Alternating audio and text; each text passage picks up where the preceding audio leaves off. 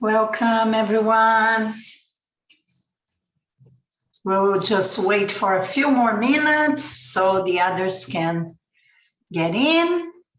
There are still people connecting. And we will start very soon.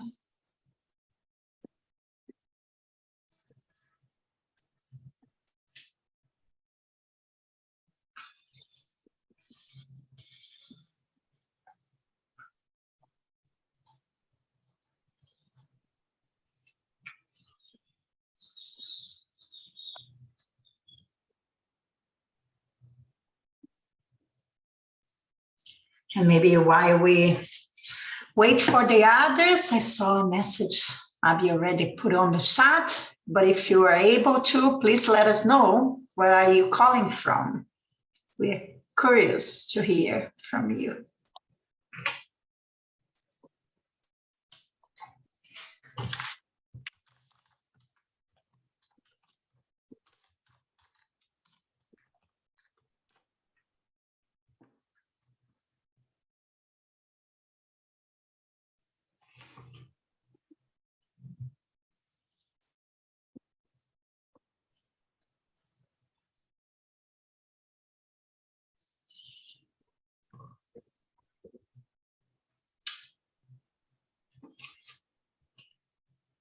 Good to see people from all over connecting.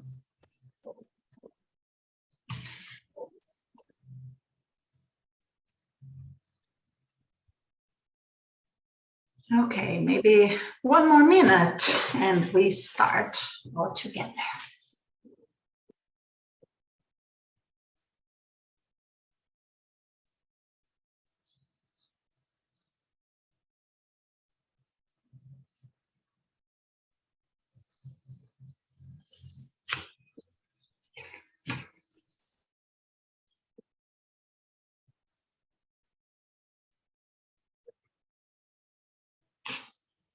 Good to see some familiar faces around.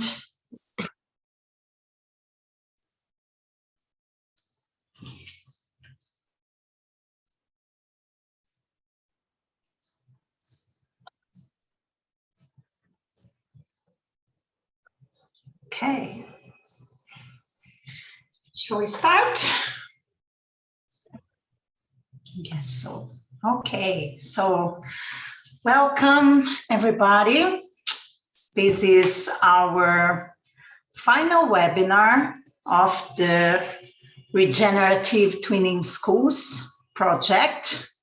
It's called Patterns and Practices of Regenerative Education. We are very happy to have all of you with us. We have been working together for a year now with an amazing group of educators, regenerative educators from 20 or so countries. And yeah, we have co-created some great outputs, and we also explored like a bit the regenerative education avenue. What are the patterns, practices? What are we all doing in common? And we also work it in pairs. So the practitioners, educators could support each other, share experiences, and so on. So I'm Thaisa, I'm part of the GEN team, and maybe we can just say hello as the project team. You're all around, good to see you, great. And we will have the chance to share more. So I think I will just open with our project overview and a brief introduction of the project partners. The GEN team here, please wave your hands so we can see who we are. Yeah, we'll be co-facilitating this session together with some of our partners. Over to you, Abby, and a warm welcome. Great, thank you. So we're just scanning all the faces, new and familiar, and thinking that some of you may have joined our webinars before, because we've had a series of webinars where each of our partners showcased much more in depth their journey as educators. And some of you may be new, which is also very exciting. We try to make the webinars relevant for those both audiences. But I thought maybe I'll give just a little bit of history so that you have the context of the project. Because while we're excited to share the results with you today, which we'll get into, we also want to showcase and really celebrate the journey that this has taken us, because process work is so core to regenerative education. So we've gone through a journey to create these resources, and just give you a little framing how that's gone. So it was actually 2 years ago that we started mapping out all these practitioners within the Gen Network and on the edge of the Gen Network. And we're well aware that there are many more out there, and we just wanted to start a community of practice with this sort of mapping of 20. And one of our main goals was regional representation. So I'll just share my screen here so you can see our beautiful map. Have I got it there? The colors, the regional spread, so you can see that we were really going for diversity. And we have schools that are inside ecovillages. We have communities that were formed around the school at the center of the ecovillage. We have ecovillages who support more traditional schools from their wider community coming to the ecovillage to bring their education into practical experiences. And we have regenerative-based teacher training. So again, there's that diversity, but we really also have a common thread. And that was a very important part of this process, is like, how are we unique? How are we special? And what's that really beautiful weaving thread that comes through all of our practitioners? Some of them are quite established. They've been around for many years. They've got experience. They might have new team members, but the foundation is quite strong. And some are emerging. They're testing new ideas, and they're welcoming new students and new families and new ways of being.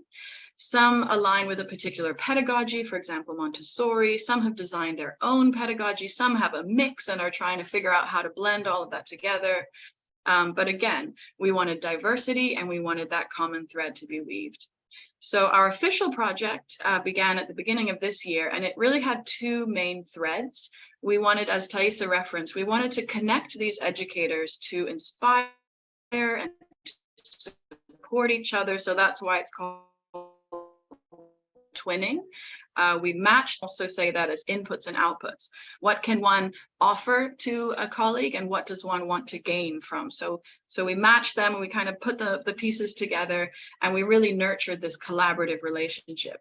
Some of those twins, those partners, came up with a beautiful side project on their own. Some of them just supported and deepened the relationship and learned from each other and benefited from cross-global co-creation and collaboration. So they did it in their unique ways, and that was a really strong thread of the project. And the other thread of the project was to work together as this community of practice to co-create some resources. As I said, we're going to share those with you later. All practitioners could contribute in their own special way. Some were more drawn to particular aspects, but again, our goal was to weave diverse perspectives and experiences while honoring that common thread. So that's kind of how our project has evolved. 2 year studies, and we mapped all of our different contributions. And then this year, we've really spent working on those resources that we're going to share more with you today. So I think that gives you a general frame of our journey. And then I'll pass back to the team. Great. So